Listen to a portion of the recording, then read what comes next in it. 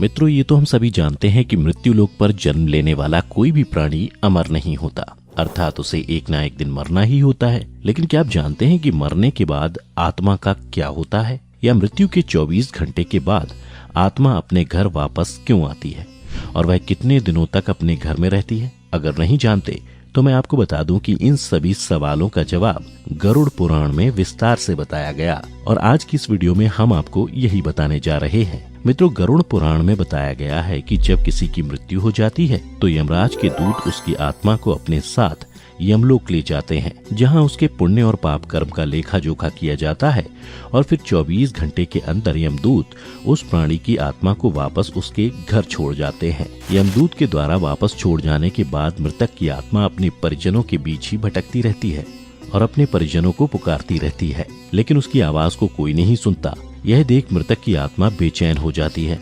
और जोर जोर से चिल्लाने लगती है, तब भी उसकी आवाज को कोई नहीं सुनता। इसके बाद मृतक की आत्मा अपने शरीर में प्रवेश करने की कोशिश करती है, लेकिन यमदूत के पाश में बंधे होने के कारण वह मृत शरीर में प्रवेश नहीं कर पाती है। इसके अलावा गरुड़ पुराण में बताया गया है कि किसी की मृत्यु हो जाने पर जब उसके परिजन रोते बिलखते हैं तो यह देख मृत आत्मा दुखी हो जाती है और वह भी रोने लगती है, लेकिन वह कुछ कर नहीं पाती और लाचार होकर अपने जीवन काल में किए गए कर्मों को याद करके दुखी हो जाती है। गरुड़ पुराण की माने तो जब यमदूत मृतक की आत्मा को उसके परिजनों के बीच छोड़ जाते हैं तो उसके बाद उस आत्मा में इतना बल नहीं रहता कि वह यमलोक की यात्रा तय कर सके। गरुड़ पुराण के अनुसार किसी भी मनुष्य की मृत्यु के बाद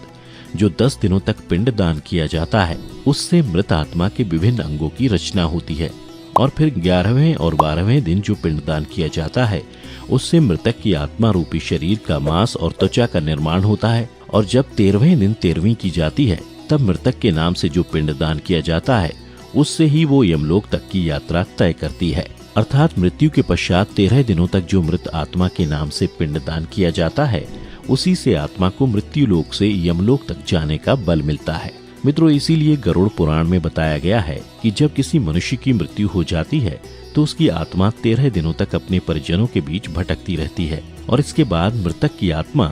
मृत्यु लोक से यमलोक के सफर पर निकल पड़ती है, जिसे पूरा करने में उसे 1 साल यानी 12 महीने का वक्त लगता है।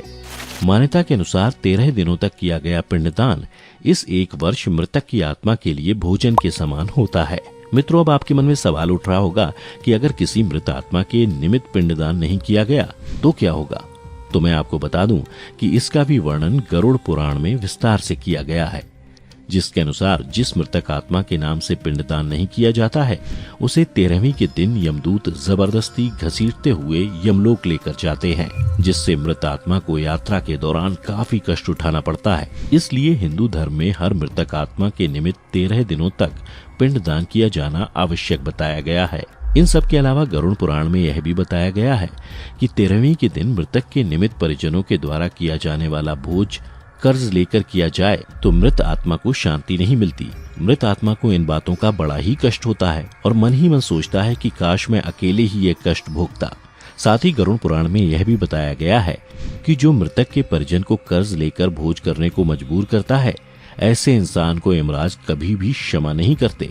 और उसकी मृत्यु के बाद उसे कई तरह की यातनाएं देते हैं और फिर उसे वापस मृत्यु लोक में भेज देते हैं। साथ ही गरुड़ पुराण में यह भी बताया गया है कि जो मनुष्य जीवित रहते पुण्य कर्म करता है उसे यमदूत मृत्यु के 13 दिनों बाद अपने साथ यमलोक ले जाते हैं, और ऐसी आत्मा को मृत्यु लोक से यमलोक तक जाने वाले मार्ग में किसी भी तरह का कष्ट नहीं झेलना पड़ता। वहीं जो मनुष्य अपने जीवन काल में बुरे कर्म करता है उसे यमदूत पूरे रास्ते कई तरह की यातनाएं देते हैं, जिससे वह थर थर कांपने लगता है और यमदूतों से बार बार क्षमा मांगता है, लेकिन यमदूत उसे क्षमा नहीं करते। इसके बाद जब पुण्य आत्मा यमलोक पहुंचती है तो यमराज उसे स्वर्गलोक भेज देते हैं, जबकि पापी आत्मा को उसके द्वारा किए गए बुरे कर्मों की सजा भुगतने के लिए नरक भेजते हैं, और सजा पूर्ण होने के बाद वापस ऐसी आत्मा को निम्न योनि में वापस मृत्यु लोक भेज देते हैं। तो मित्रों, उम्मीद करता हूँ कि आपको समझ में आ गया होगा कि आखिर मृत्यु के 24 घंटे बाद आत्मा अपने घर वापस क्यों आती है।